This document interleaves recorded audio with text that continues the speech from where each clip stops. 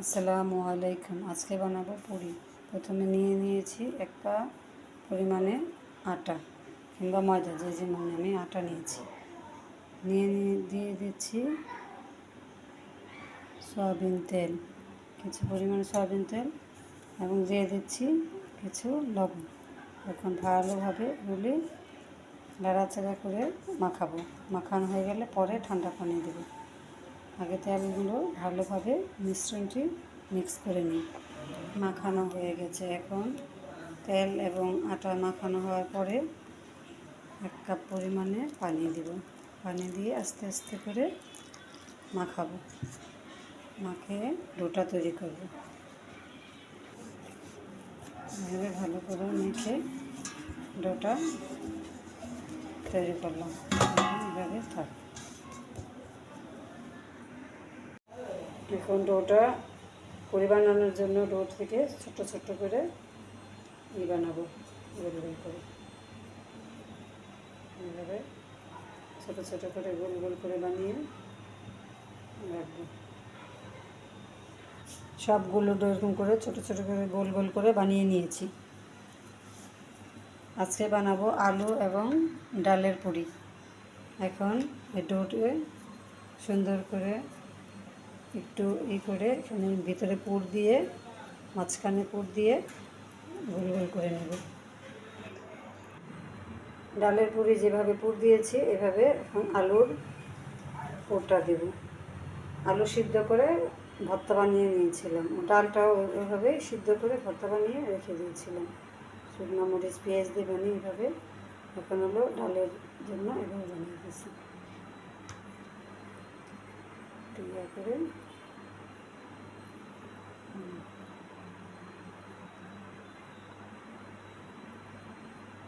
এভাবে বানিয়ে খেয়ে দেখুন।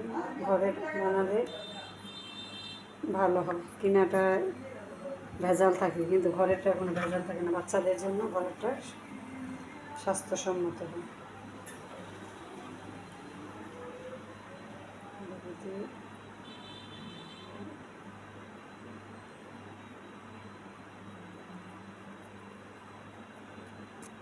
এখন ছোটো ছোটো করে গোল করে রেখেছি। এখন এটাকে বেলে পুরি বানাবো। একটু গুঁড়া নিয়ে নিলাম, ময়দা অথবা আটা, গোল করে বেলে নেব।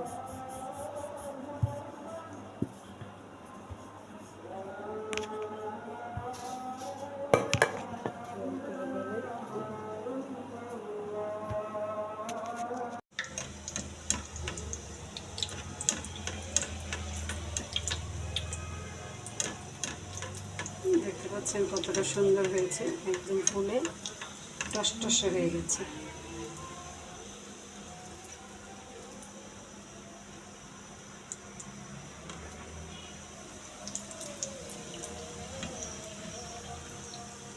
এভাবে ঘরে বানিয়ে খেয়ে দেখবেন, অনেক ভালো হবে, ভালো লাগবে। বাচ্চারাও ভালো খাবে, নিজেদেরও ভালো লাগবে। এভাবে সবগুলো পুরি বানিয়ে নিই।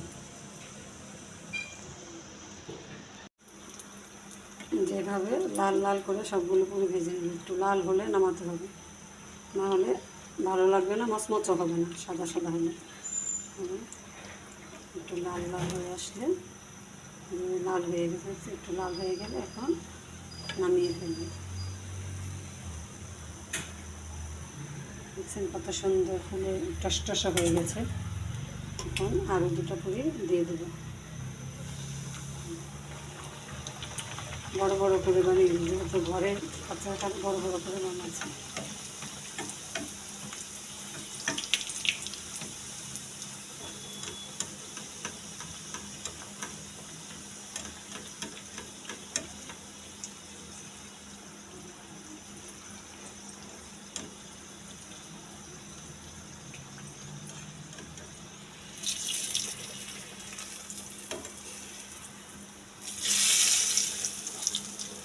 সবগুলো পুরি এভাবে ভেজে নিই।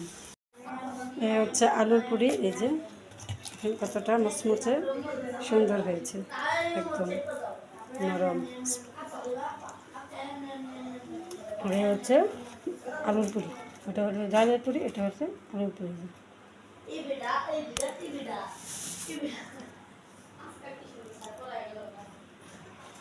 একদম মোচমোচা হয়েছে।